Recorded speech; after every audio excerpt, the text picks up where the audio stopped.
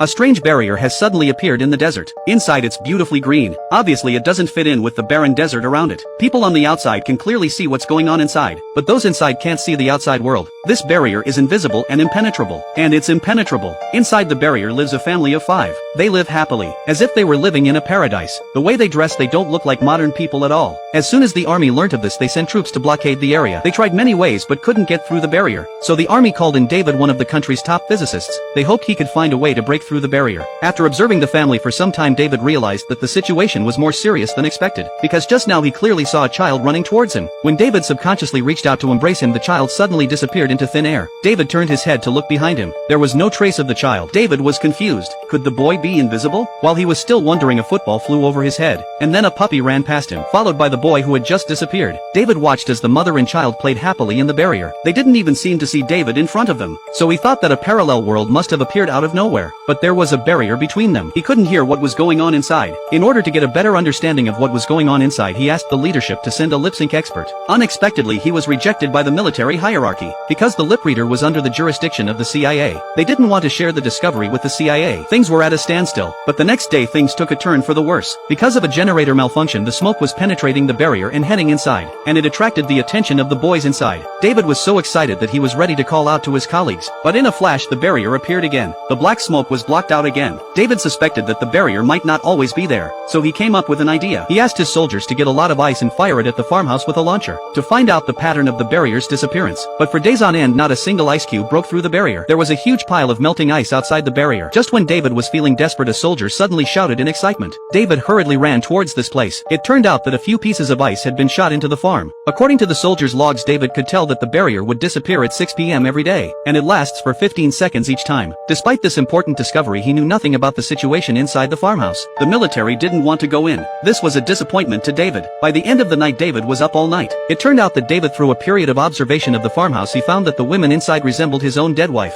Unconsciously, he gradually fell in love with the women.